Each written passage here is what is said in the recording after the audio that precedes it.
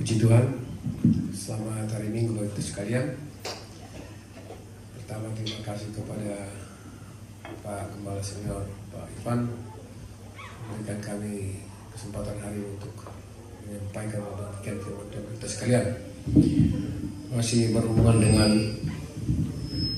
tema bulanan dan tema yang sudah disampaikan beberapa minggu ini kepada kita, pembangunan rumah rohani.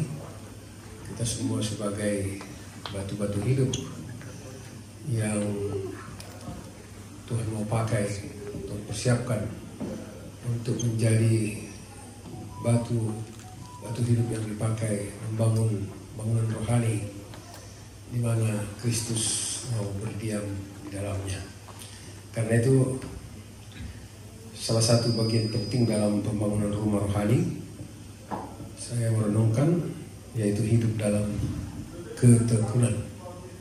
Itu salah satu bagian penting dalam pembangunan rumah rohani, hidup dalam ketekunan.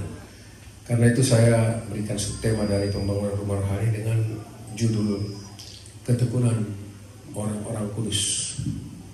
Ketekunan orang-orang kudus. Bapak saudara sekalian, apakah kira-kira ketekunan itu penting dalam hidup orang-orang kudus? Penting kah? Penting?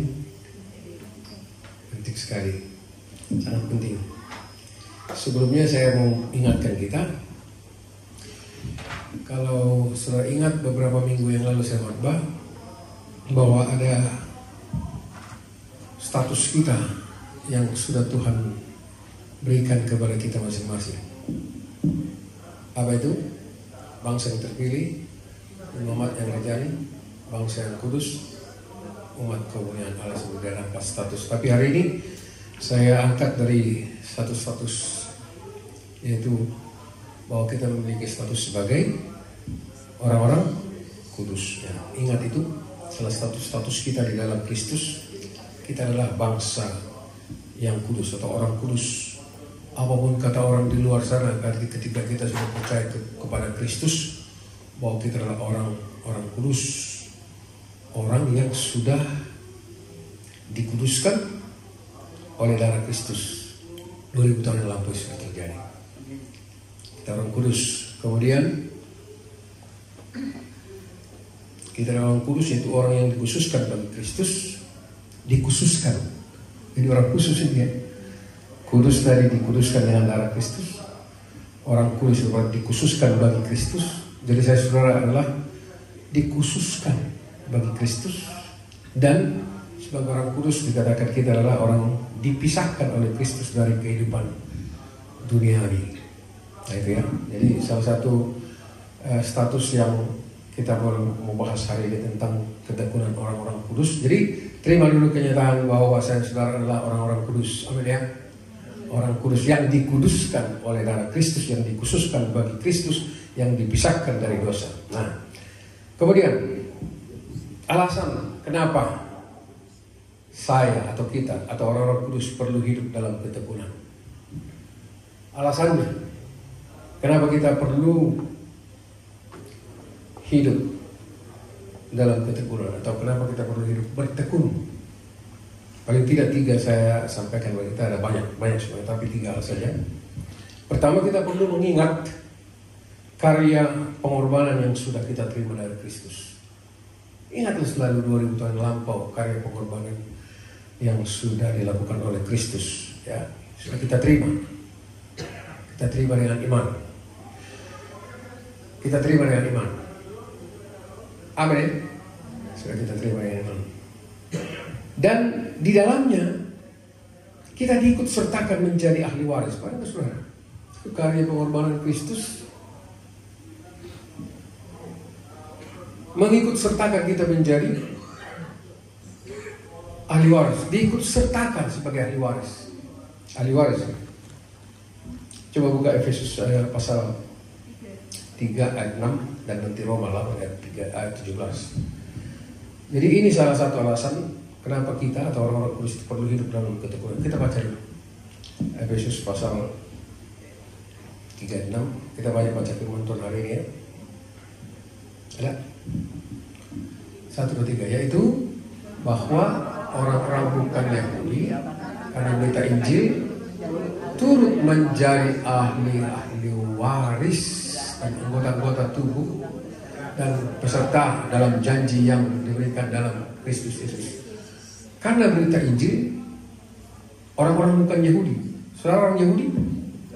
Bukan, saya bukan orang Yahudi, saya orang Batak. Di baju Batak saya pakai menunjuk saya orang Batak.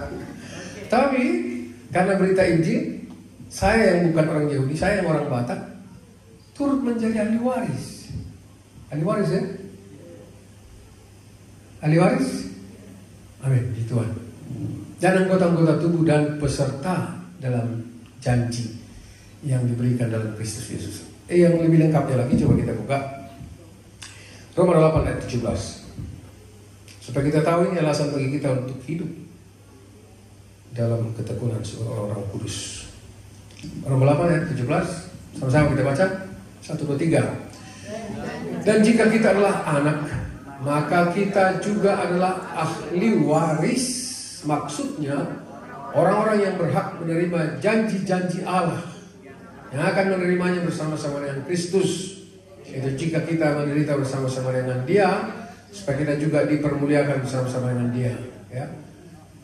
Kita juga adalah ahli waris, orang-orang yang berhak, orang-orang yang berhak menerima janji-janji Allah.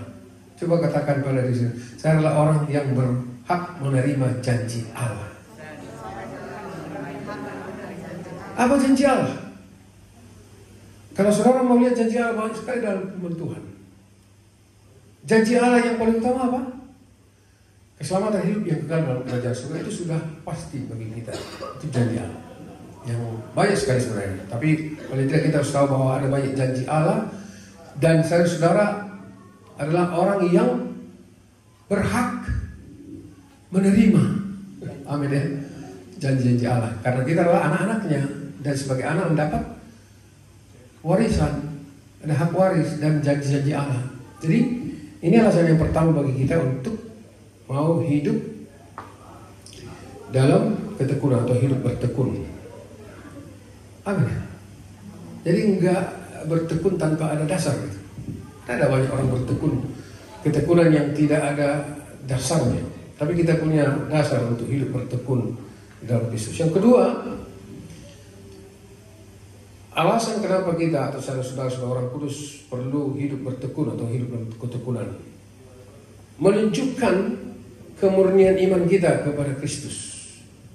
1 Petrus 1 ayat 7. 1 Petrus 1 ayat yang ke-7, sama-sama kita baca. 1, 2, 3.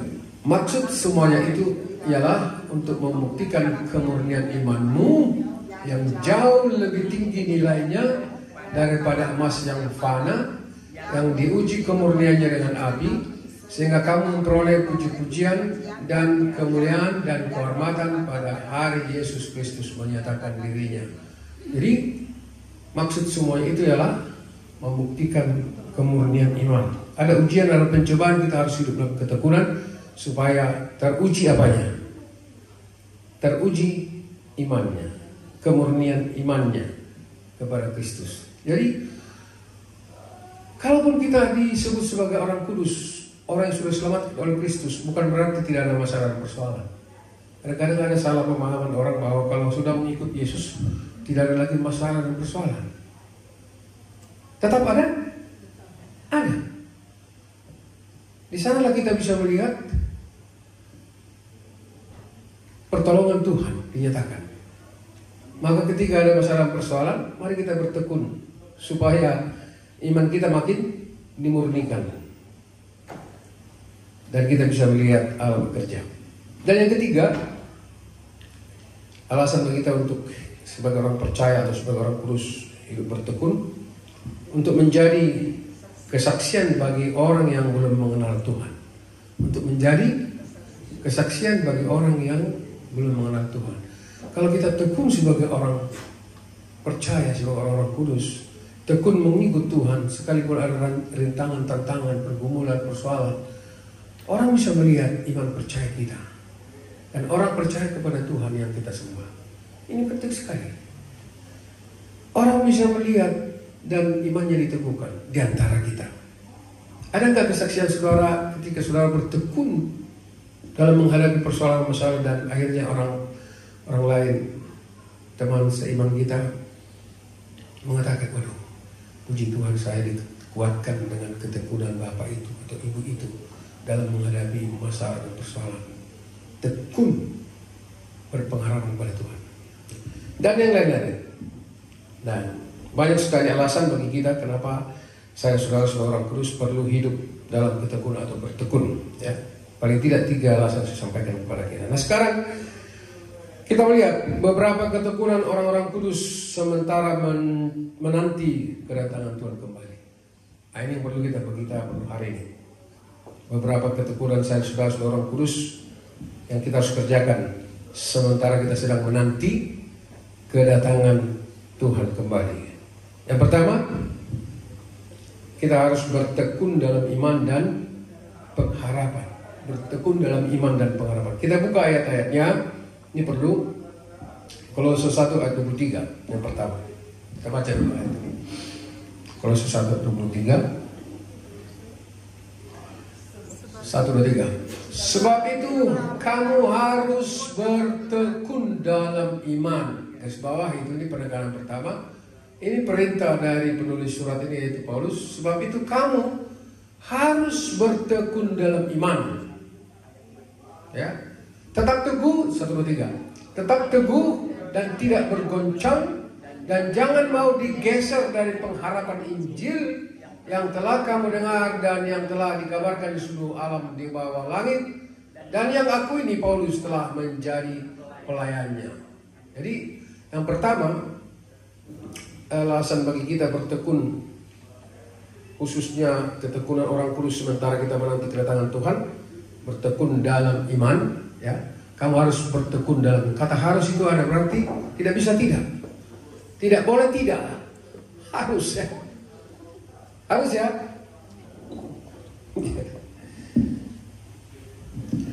Kamu harus bertekun dalam iman. Dan terusnya Yakobus 5 ayat 7-8. Yakobus 5 ayat 7-8. Sama-sama kita 1, 2, 3. Karena itu, saudara-saudara, bersabarlah sampai kepada kedatangan Tuhan. Sesungguhnya petani menantikan hasil yang berharga dari tanahnya, dan ia sabar sampai telah turun hujan musim gugur dan hujan musim semi. Sampai situ. Ada itu lagi. Kamu juga harus bersabar dan harus meneguhkan hatimu, karena kedatangan Tuhan sudah dekat. Ya. Bersabarlah sampai kedatangan Tuhan. Jadi itu iman kan? Bertekun dalam iman itu. Bersabar sampai kedatangan Tuhan. Kapan Tuhan datang? Kapan? Nggak ada yang tahu. Tapi kenapa Tuhan nggak memberitahu? Justru dia suruh kita bertekun. Kenapa dia nggak mau kasih tahu? Saya juga nggak tahu jawabnya. Tapi dia memang bertekun. Kira-kira dia bohong nggak bahwa dia nggak akan datang? Akan datang kan? Pasti datang. Kapan? Nggak ada yang tahu kan? Tapi dia perintahkan apa? Harus bersabar. Bertekun itu bersabar. Dalam ketekunan menanti. Kalau Tuhan bohong, ngapain saya mau percaya kepada dia? Walaupun dia tidak kasih tahu kapan dia datang, cuma dia katakan, aku akan datang segera. Seperti pencuri pada waktu malam. Malam ini dia datang, oh siap sudah? Sudah siap. Bertekun dalam iman. Seperti seorang petani. Siapa yang... Saya dari kampung, saya dari Pematang Siantar. Dulu saya mengerjakan sawah. Kalau waktu dulu setengah tahun harus dikerjakan itu baru dapat hasil. kurang lebih. Apalagi kalau udah tanam padi yang namanya padi apa? Jangan padi cantik manis. Pernah tahu padi beras cantik manis itu warnanya ungu, baunya harum, makanan apa rasanya enak. Tapi harus nunggu lama, setengah tahun kerjanya. Harus sabar. Kalau nggak tekun nggak sabar, nggak dapat itu warna. Ya. Bertani prosesnya panjang. Nggak ada tanam hari ini besok dapat hasil, enggak. Panjang. Walaupun setengah tahun itu panjang bagi kami. Ya, ya kan? Apalagi dalam menanti kedatangan Tuhan, bersabar. Jangan sampai iman kita gugur. Kemudian masih dalam hubungannya pekerjaan bertekun yang kita lakukan sementara menanti kedatangan Tuhan. 1 Petrus pasal 1 ayat 3 sampai 9. Ini boleh kita baca panjang. Apa ya, banyak baca firman Tuhan ya. 1 Petrus 1 ayat 3 sampai dengan ayat yang ke-9 saya tahu apa-apa. 1, 2, 3. Terpujilah Allah dan Bapa Tuhan kita Yesus Kristus, yang karena rahmat-Nya yang besar telah melahirkan kita kembali oleh kebangkitan Yesus Kristus dari orang-orang mati kepada suatu hidup yang penuh pengharapan, untuk menerima suatu bagian yang tidak dapat binasa, yang tidak dapat cemar, dan yang tidak dapat layu, yang tersimpan di sorga bagi kamu, yaitu kamu yang dipelihara dalam kekuatan Allah karena imanmu, sementara kamu menantikan keselamatan yang telah tersedia untuk dinyatakan pada zaman akhir. Terus boleh. Bergembiralah akan hal itu, sekalipun sekarang ini kamu seketika harus berduka cita oleh berbagai-bagai pencobaan. Maksud semuanya itu ialah untuk membuktikan kemurnian imanmu yang jauh lebih tinggi nilainya daripada emas yang fana, yang diuji kemurniannya dengan api, sehingga kamu memperoleh puji-pujian dan kemuliaan dan kehormatan pada hari Yesus Kristus menyatakan dirinya. Ayat 8. Sekalipun kamu belum pernah melihat Dia, namun kamu mengasihinya, kamu percaya kepada Dia. Sekalipun kamu sekarang tidak melihatnya, kamu bergembira karena sukacita yang mulia dan yang tidak terkatakan, karena kamu telah mencapai tujuan imanmu, yaitu keselamatan jiwamu. Bertekunlah karena kamu telah mencapai tujuan imanmu, yaitu keselamatan jiwa. Pertanyaannya, siapa yang hari ini di antara kita yang percaya kepada Tuhan Yesus karena pernah melihat Tuhan Yesus? Ada yang tunjuk tangan enggak? Yang hari ini ada di sini, kita ini orang yang mengaku percaya kepada Yesus karena melihat Yesus. Udah melihat Yesus? Sudah, di waktu pergi Israel sama Pak Ipan. Jadi karena melihat Yesus Bapak percaya, atau sebelumnya sudah percaya? Sudah percaya. Percaya. Sudah percaya. Ya, siapa yang ada di antara kita di sini? Aku mau pergi Gunung Sinai. Pergi Gunung Sinai. Tapi sebelumnya sudah percaya Yesus? Sudah. Siapa yang di antara kita hari ini yang ada di sini yang percaya kepada Yesus karena melihat Yesus? Karena melihat Yesus maka percaya. Ada? Nggak ada. Kenapa kalian percaya? Nggak pernah melihat? Karena mengalami. Kenapa kalian percaya nggak melihat? Iman kah? Yesus pernah berkata kepada Thomas. Waktu itu Thomas katakan kepada murid-murid yang lain, aku tidak akan mau percaya kepada Yesus sebelum saya melihat Dia dan mencucukkan tanganku ke tangannya yang berlubang paku. Yesus hadir. Damai sejahtera bagi kamu sekalian. Langsung dia kata, Thomas, ini tanganku. Taruhlah tanganmu ke dalam, taruhlah jarimu ke dalam tanganku yang berlubang paku. Kira-kira Thomas setuju nggak? Kira-kira Thomas cucukkan nggak jarinya ke tangan Yesus yang berlubang paku? Enggak kan? Kenapa enggak? Karena dia bilang tadi di awal, sebelum saya melihat dia dan mencucukkan jariku ke tangannya yang berlubang paku, saya tidak akan percaya. Tapi Yesus hadir. Tunjukkan tangannya. Dan dia minta jarinya Thomas. Thomas tunjukkan. Thomas masukkan. Kenapa enggak dimasukkan? Dia tersungkur. Ya Tuhanku, ya Allahku.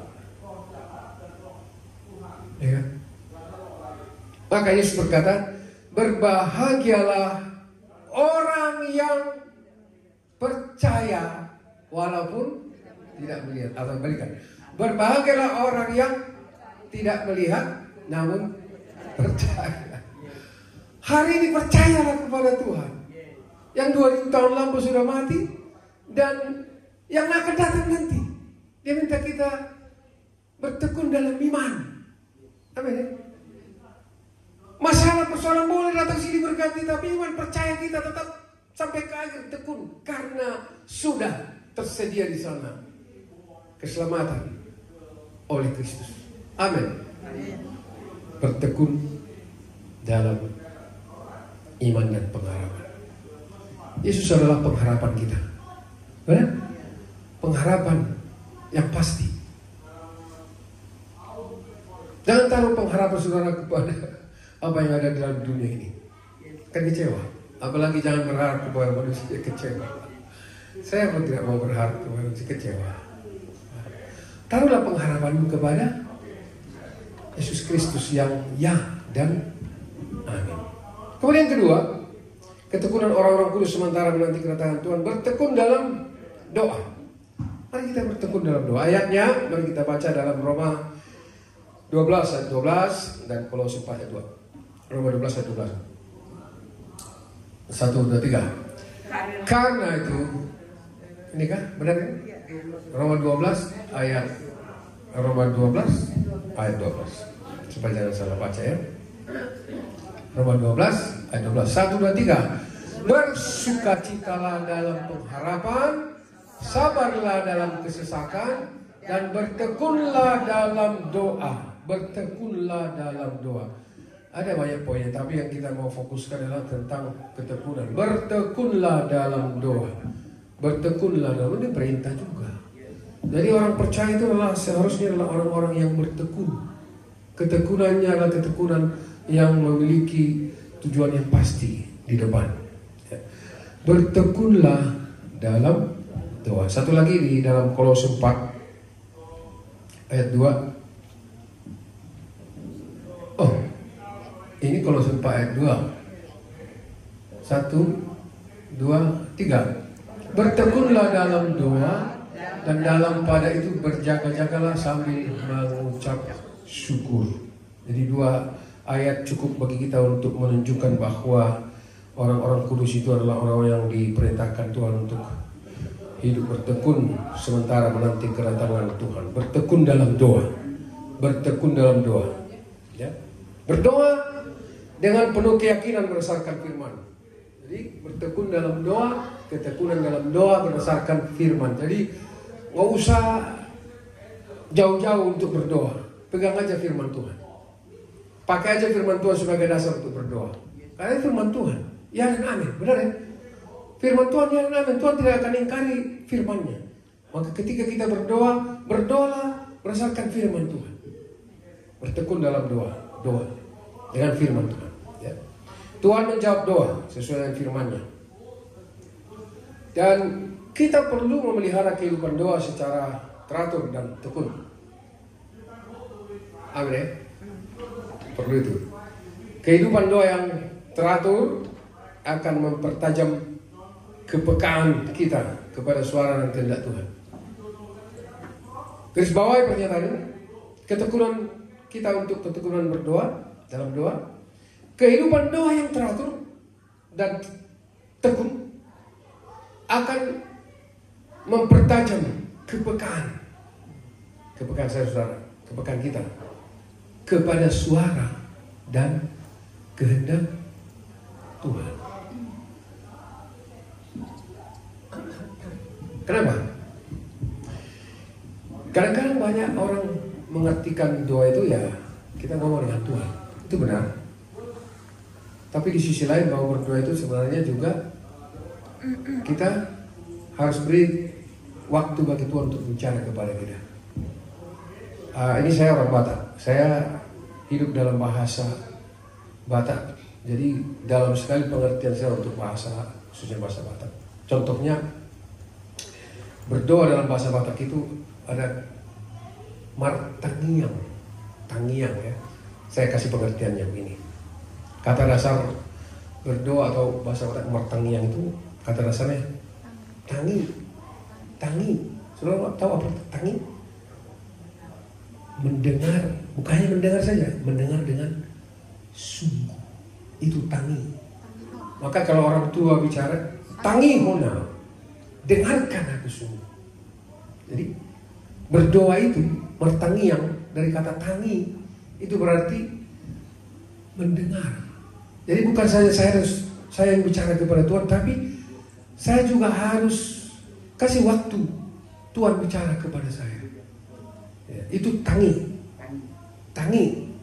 ya, mendengar dengan sungguh.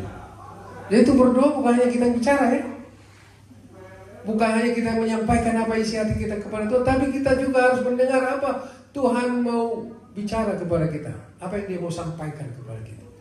Jadi ketika kita berdoa, inilah kesempatan kita dipertajam pendengaran kita untuk mendengar suara Tuhan. Tekunlah berdoa supaya saudara makin bisa mendengarkan suara Tuhan dan kehendak Tuhan. Amin ya. Ini saya bersyukur saya jadi orang Batak, tahu berdoa banyak tangi gitu. Ya. Itu tadi saya katakan sebenarnya ketika kita berdoa bukan saja menyampaikan permohonan kepada Tuhan, tetapi juga mendengarkan Dia menyatakan isi hatinya kepada kita. Oh enak sekali ya kalau Tuhan bicara, anakku, ini loh yang aku mau buat engkau. Ya, Tuhan bicara kepada kita pasti melalui firman yang kita sudah baca, Dia akan sampaikan ya. Jadi kalau kau atau kalau saudara mau mendengar suara Tuhan selain membaca firman Tuhan, maka tekunlah berdoa dan beri juga waktu dalam doa itu untuk berdiam mendengar apa suara Tuhan, apa yang Tuhan mau sampaikan di dalam pikiran hati kita, sehingga hari itu kita tahu inilah yang Tuhan mau buat saya hari ini ya. Kemudian yang ketiga, ketekunan orang kudus sementara menanti kedatangan Tuhan. Kita harus bertekun dalam membaca kitab suci. Bertekun dalam membaca kitab suci. 1 Timotius 4 ayat 13 kita baca dulu, ada dua ayat ya. 1 Timotius 4 13 sampai 16 dan 2 Timotius 3 16. 1 Timotius 4 ayat 13 sampai 16. 1 2 3. Sementara itu sampai aku datang bertekunlah dalam membaca kitab-kitab. Garis bawah ini penekanan buat kita. Bertekunlah dalam membaca kitab-kitab suci, dalam membangun dan dalam mengajar. Jangan lalai dalam mempergunakan karunia yang ada padamu, yang telah diberikan kepadamu oleh nubuat dan dengan penumpangan tangan sidang penetua. Perhatikanlah semuanya itu, hiduplah di dalamnya supaya kemajuanmu nyata kepada semua orang. Awasilah dirimu sendiri dan awasilah ajaranmu. Bertekunlah dalam semuanya itu, karena dengan berbuat demikian engkau akan menyelamatkan dirimu dan semua orang yang mendengar engkau. Dibuka dengan kata bertekunlah dalam membaca kitab suci, bertekunlah dalam semuanya itu. Dalam semuanya itu Tuhan perintahkan kita bertekun sebagai orang percaya. Dalam konteks yang saya bahas, bertekunlah dalam membaca kitab-kitab suci. Bertekun dalam membaca kitab suci. Ya, satu lagi ayatnya dari 2 Timotius 3:16. Kenapa kita bertekun membaca kitab suci? 2 Timotius 3:16. 1, 2, 3. Segala tulisan yang diilhamkan Allah memang bermanfaat untuk mengajar, untuk menyatakan kesalahan, untuk memperbaiki kelakuan, dan untuk mendidik orang dalam kebenaran. Itu sebabnya kita bertekun membaca apa? Kitab suci. Karena apa? Kitab suci itu adalah tulisan yang diilhamkan oleh Allah dan punya manfaat. Untuk apa? Untuk mengajar kita, untuk menyatakan kesalahan, untuk memperbaiki kelakuan, dan untuk mendidik orang dalam kebenaran. Jadi penting sekali kita bertekun dalam membaca kitab suci. Bapak Ibu Saudara, kita harus lebih mempercayai perkataan firman Tuhan daripada perkataan manusia. Termasuk saudara harus lebih mempercayai perkataan firman Tuhan daripada perkataan pendeta hamba Tuhan. Termasuk itu. Saudara harus menyaring apakah semua perkataan hamba Tuhan yang disampaikan berasal dari Tuhan atau kebenaran atau tidak. Kita minta roh, karunia roh yang membedakan supaya jangan salah. Ya kan? Supaya jangan salah. Itu sebabnya kita harus bertekun dalam membaca kitab suci. Yang ketika kita baca baik-baik, ya, kita percaya itu.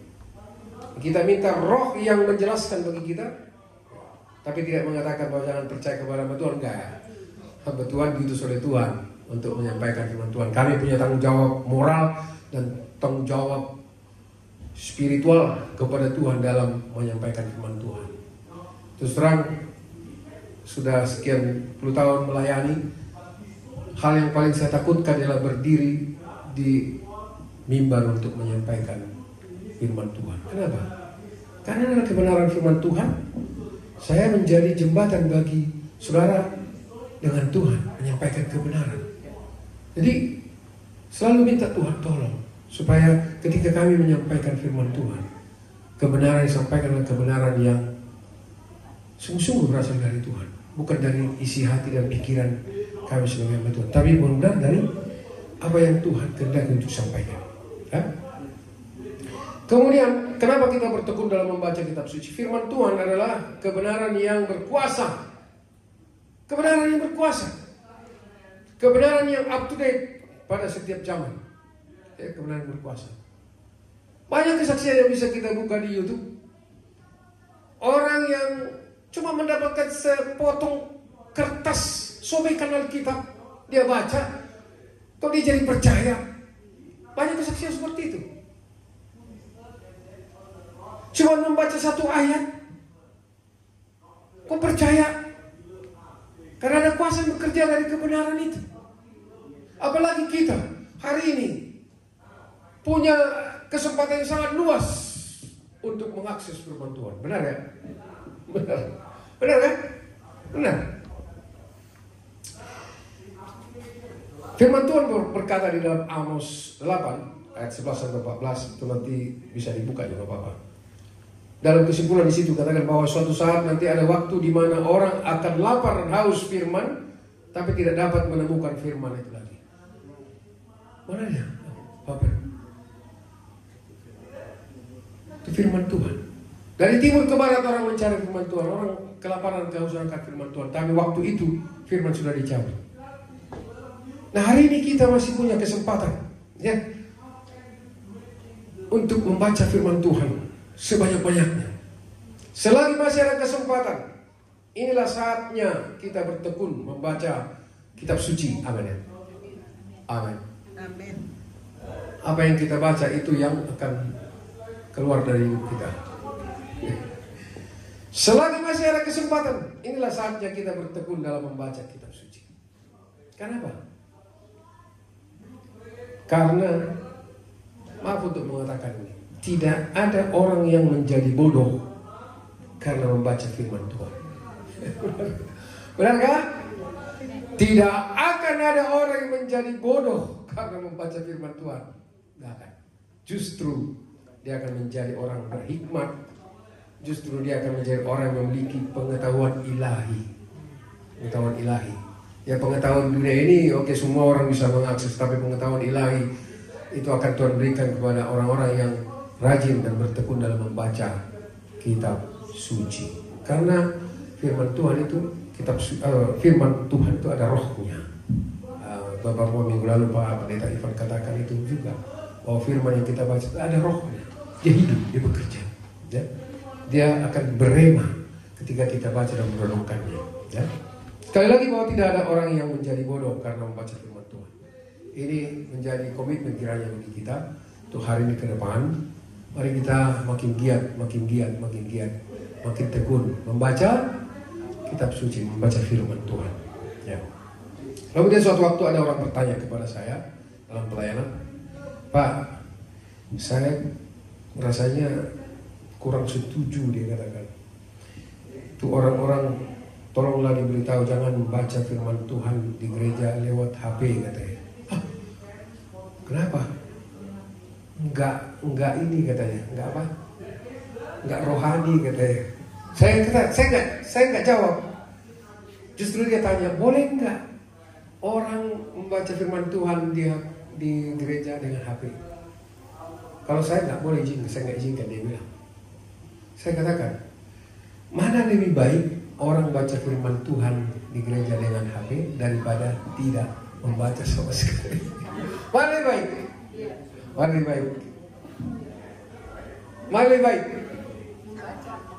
Bacalah firman Tuhan dari HP. Syaratnya, jemaat, tolong matikan semua yang lainnya, jangan buka yang lain-lain. Yang kita mau buka firman Tuhan khusus, silakan. Saya tidak tahu suatu waktu nanti firman Tuhan yang seperti di Amos itu katakan, nggak tahu bagaimana caranya Tuhan mau ambil semua itu. Tapi yang jelas orang kelaparan, orang kehausan, orang mencari dari timur ke barat nggak dapat, nggak menemukan. Nah, saya dan saudara yang hari-hari ini terus membacanya, maka itu akan tinggal di hati kita, di pikiran kita. Amin. Bacalah, entah di APK, entah buku tertulis. Memang hari-hari ini nggak ada lagi, termasuk saya sih tadi mau bawa agak berat, ya, buku tertulis. Alkitab tertulis, Alkitab kertas. Tapi iya, sudah ada di dalam HP saudara, baca baik-baik, ya kan? Jadi saya katakan, mana lebih bagus? Baca firman Tuhan di HP di gereja atau tidak sama sekali? Dia diam. Saya bilang, biarkanlah mereka membaca kitab suci di HP di gereja. Nanti kita umumkan, tolong ya tutup yang lain, jangan akses yang lain. Daripada tidak membaca sama sekali. Ya, ketekunan, bertekun dalam membaca kitab suci. Yang keempat, bertekun dalam kasih dan perbuatan. Saya percaya semua kita adalah orang-orang yang memiliki kasih dan mau melakukan perbuatan-perbuatan yang baik, perbuatan yang baik. Yang motifnya adalah karena memang Tuhan sudah taruh di hati kita perbuatan kasih dan perbuatan baik. Saya bersyukur ada Namboru saya di Namboru Ida. Pertama kali saya datang kami datang ke Melbourne ini, Namboru menjamu kami. Puji Tuhan. Ada istri saya, ada Gracia, kami ketemu. Itu perbuatan baik. Terima kasih untuk itu. Sampai kami bisa dipertemukan dengan Pendeta Ivan, dipertemukan dengan teman-teman. Itu perbuatan baik. Lakukan perbuatan baik yang digerakkan Tuhan di hati saudara, yang akhirnya mempermuliakan Tuhan dan memberkati banyak orang. Terima kasih Namboru sekali lagi bahwa saya diberkati sampai hari ini. Kalau boleh ada di sini, berkenalan dengan Pak Pendeta Ivan dan gereja, boleh mengambil bagian bersama-sama melayani Tuhan, pekerjaan Tuhan di tempat ini, boleh menjadi berkat. Karena saya sudah diberkati dengan perbuatan baik yang dilakukan oleh Namboru. Mari kita terus, jangan jemu-jemu berbuat baik. Bertekun dalam kasih, lakukan. Kita sudah menerima kasih dari Tuhan, kasih yang penuh, kasih yang unconditional love. Kita terima dari Tuhan. Masa kita nggak bisa membagi kasih dari kasih yang Tuhan kita sudah terima dari Tuhan? Lakukan perbuatan kasih, lakukan perbuatan kasih, lakukan perbuatan kasih, lakukan perbuatan baik. Yang akhirnya orang diberkati, Tuhan dipermuliakan. Memang tujuan itulah Tuhan memanggil kita sebagai batu-batu hidup yang terus memberkati orang lain dan mempermuliakan nama Tuhan. Jangan jemu-jemu melakukan perbuatan kasih dan perbuatan baik sampai Tuhan datang kembali. Amin ya. Ini perlu sekali. Dan yang terakhir, ada yang terakhir ya. Bertekun dalam menanti kedatangan Tuhan Yesus kembali. Ini yang perlu ini, ya. Bertekun dalam menanti kedatangan Tuhan Yesus kembali. Saya sudah bahas di awal tadi, tapi pertanyaan itu akan diulang kembali. Kapan Tuhan Yesus datang kembali? Tidak satu orang pun yang tahu. Tapi dia bilang, aku akan datang kembali segera. Nah, banyak orang yang skeptis yang suka berkata, 2000 tahun yang lalu dia sudah katakan begitu, tapi sampai hari ini dia nggak datang. Biar aja. Karena satu hari bagi Tuhan 1000 tahun bagi manusia. Umur saudara berapa sekarang? Umur saya 55 tahun. Dalam hitungan Tuhan belum sampai itu 1 jam. Hitung aja sendiri. Benar. Belum sampai 1 jam. Kalau 1000 tahun bagi kita, 1 hari bagi Tuhan, berarti umur saudara belum sampai sehari kan? Belum kan? Belum. Kalau sampai sehari berarti saudara punya umur sekarang 1000 tahun dong. Ya kan? Jadi hari ini saya 55 tahun, berarti belum sampai setengah hari pun dalam hitungan waktunya Tuhan. Maka kalau orang katakan 2000 tahun yang lalu kok Tuhan sudah bilang bahwa berjaga-jagalah dan berdoa, aku akan datang segera. Tapi sampai hari nggak datang, ya udah urusan orang lain. Yang penting selagi kita masih hidup hari ini, dia belum datang, mari kita bertekun. Kalau dia datang dalam kemuliaannya sebagai raja, kita masih hidup, puji Tuhan. Tapi kalau dia datang diam-diam, dia katakan, Okto, hari ini selesai kamu dari dunia ini, ayo pulang. Panggilannya ada 2 kan? Kedatangan secara diam-diam datang menjemput, selesai kamu 50 tahun cukup di dunia ini. Selesai, tapi saya sudah siap, contoh gitu. Atau dia datang, kita masih ada di sini dan sedang bersiap, sedang bertekun menanti kedatangan Tuhan. Saya nggak tahu bagaimana kalau dia datang, apakah seluruh dunia akan melihat dia? Firman Tuhan mengatakan seluruh dunia akan melihat dia. Ya, tapi entah bagaimanlah, yang penting perintah Tuhan bagi kita bertekun dalam menanti kedatangan Tuhan Yesus kembali. Jadilah seperti 5 gadis bijaksana yang mempersiapkan semuanya dengan baik. Dia persiapkan semua baik. Dia persiapkan minyaknya, lampunya, persediaan apa untuk menyongsong sang mempelai laki-laki yang akan datang. Kita pun seperti itu, siapkan semua. Entah dia kapan datang, yang penting udah siap, udah ready, tekun mengerjakannya. Sembari kita mengerjakan pekerjaan kita di dunia ini yang sementara ini, tetap bahwa kita juga ikut mengerjakan pekerjaan hal berhubungan dengan mempersiapkan diri kita ketekunan untuk menyambut kedatangannya. Ya, saudara terkasih Tuhan Yesus Kristus, jangan pernah berpikir bahwa dunia ini tempat terakhir kita. Amin. Siapa yang merasa bahwa dunia ini tempat terakhir bagi dia? Enggak. Dunia ini hanya persinggahan kita. Kita yang sementara di sini.